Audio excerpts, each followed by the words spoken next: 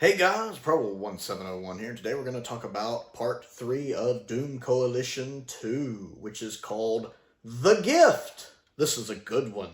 First, I do want to thank Robert who sent this. Robert sent me Doom Coalition 1 and Doom Coalition 2, and he also sent me this Triumph of Sutek set, and I really appreciate all of the support he's given the channel.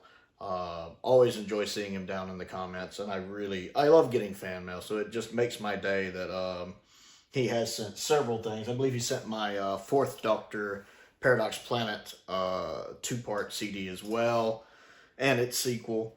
So I really appreciate Robert and want to give him a shout out. This was very enjoyable. Easily my favorite of Doom Coalition 2, and one of my favorites of Doom Coalition overall thus far. I really like this one. First off, I complained a lot about the sound mixing in part 2. Sound mixing is almost completely on point here. I'd say sound mixing on this one is 85 to 90% on point. There was a little bit at the climax where I was having a little trouble with it, with the music, and one of the characters has a distorted voice going on. But even then, even when I couldn't quite make out all the words, I was basically able to get the gist of what was happening. But for the most part, the sound mixing is great. The incidental music is very good in this. I was very pleased with the incidental music, and it was used, I'd say, almost the right amount, a good amount. It wasn't like 100% perfect, but it was close. 85 to 90%, which is good in my book. I've really got to compliment the guest cast here. Whoever did the directing and the casting made some good choices. I can almost always tell who is talking. Now, I still have a little trouble telling Liv and Helen apart. Their voices are very similar to me. But the guest actress woman that's in this, who's playing like Elena or Elaine or something like that, she has a more distinctive voice. I could tell her apart pretty easily. And then pretty much all of the men had very distinctive voices. It was very easy to tell them apart. Of course, I could tell Paul. But then you have this one character who's kind of a gangster whose name's like Deckard or something like that. He had a very distinctive voice. You had a guy who basically runs a theatrical group or something like that called Charles Deckard. He has a full, long name, which he says a lot, which I really liked, who has a very distinctive voice. Huge praise to the actor playing him. You have a guy who has the gift he talks about, who has a very distinctive voice. I forget his name, but he has a very distinctive voice. There's a character named Sam with a very distinctive voice. There's even a small side character barely in it, one of Deckard's men. I think his name was Tom, who has a very distinct voice. It's always easy to tell, especially with the males in this particular story, who is talking. So I was never really getting confused, other than Liv and Helen a little bit, but that wasn't that big a deal. So I was very pleased with the casting and being able to follow along the story very easily, in addition to the very good sound mixing in this one. The story is really great. I think Mark did a really good job with the story. It takes place in 1906, basically picking up from where part 2 ended, with the Tardis landing in 1906 and basically not having any power, and the Doctor actually having used the crank to open the doors, which is kind of a callback to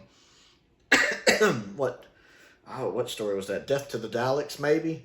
One of the season 11 stories. Probably Death to the Daleks, where he's having to use the crank to hand open it. So it's nice to kind of see that little callback.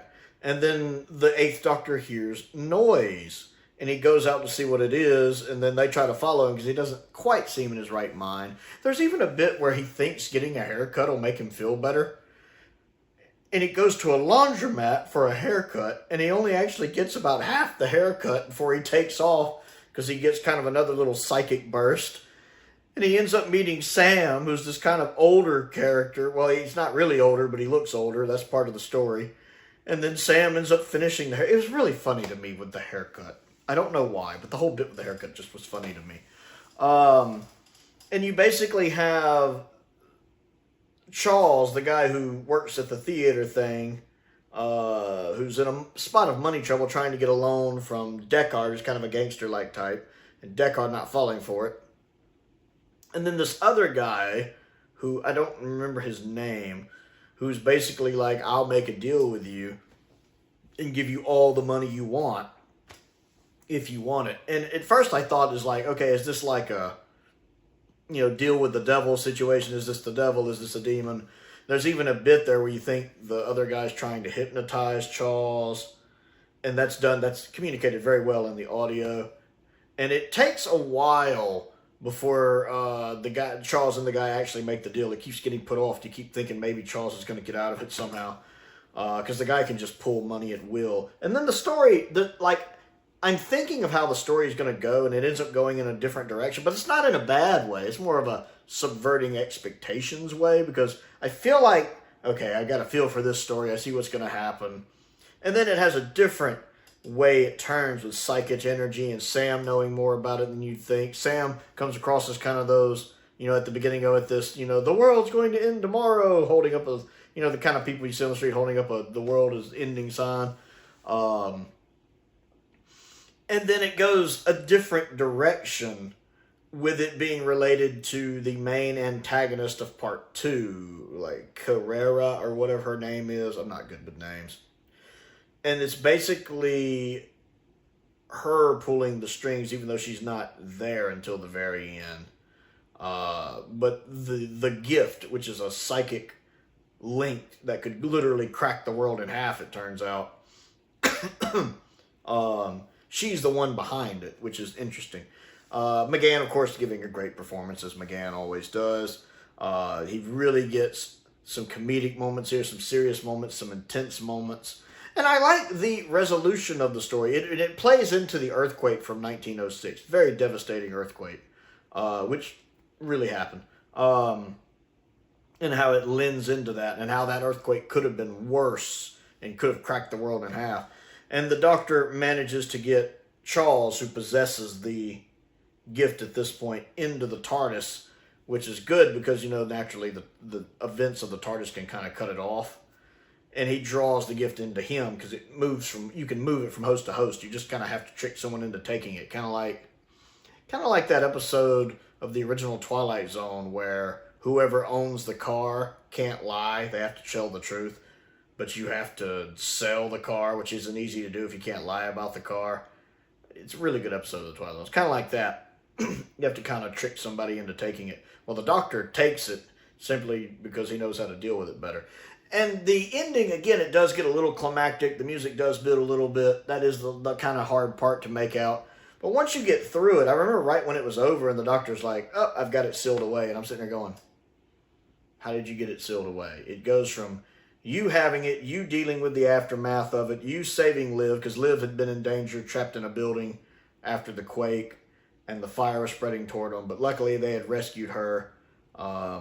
But then the Doctor explains what happened with the gift and how he locked it away down inside the TARDIS, so it's just amplifying the TARDIS's power. And I like the fact I got that explanation, because for a minute I'm like, did you just Deus Machina the ending and give me nothing? Because I'm going to be disappointed at this really good story. But then he actually explains the ending to Helen and Liv, and I'm like, okay, fair enough. I like that. And then it had another kind of cliffhanger ending when he smells a little bit of perfume and there's basically a note left for him, and the note says, hello, sweetie. And I'm like, looks like I'm going to be seeing some River song. Well, she's on the box art, so that's not exactly stunning news. I knew River would be in here somewhere, so I figured she'd be showing up. I'm not a big fan of River meeting the classic Doctors because she tells Tin in the library two-parter that she's never seen his eyes so young, so you get the impression that that's the earliest they meet on his timeline. So I've never liked the idea of her meeting classic Doctors because it seems fan-fiction-y to me. It seems like it's breaking the rules of the story, her original story. But turning my brain off to that, I'm looking forward to seeing how her and Eight get along together. It was a really good story. I liked this one. The writing was good. The performances were good. The music was good. It was mixed much better. It was directed well. I'm not saying it's S-tier Doctor Who, and it's not one that would have a strong rewatchability, because it is kind of the, ooh, I wonder what happens next. Ooh, I wonder what happens next. Ooh, I wonder what happens next. Oh, hey, it took a twist I wasn't expecting. Ooh, I wonder what happens next. That did kind of keep me moving. But for that first time viewing, it's very entertaining and very well made, which I can appreciate. So I really liked The Gift, one of my favorite Doom Coalition stories thus far. Very good stuff. So I want to know what you think of Doom Coalition 2 if you've listened to it, specifically the gift, but just in general. So comment down below and let's talk about it. Don't forget to click the like button and the subscribe button as well. If there's anything you would like to send me, I do have my P.O. box down there in the description below. You can check that out. I want to give a shout out again to Robert for sending both of the Doom Coalition sets. I am enjoying them. I also want to point out that I have a link to my Amazon wishlist down there and my Amazon UK wishlist down there. If you would like to check those out, I have Doctor Who stuff and other non-Doctor Who stuff on there that I'm interested in. I still want to watch a Box of Delights one of these days. Apparently that's a very big deal around Christmas in the UK. I do want to give a shout out to some of my top tier patrons, Colin Coney, Sam, Venning, Finn, Perkins, and Unknown289. I appreciate their support, as I do the support of all of my patrons. Most importantly, thank you for watching.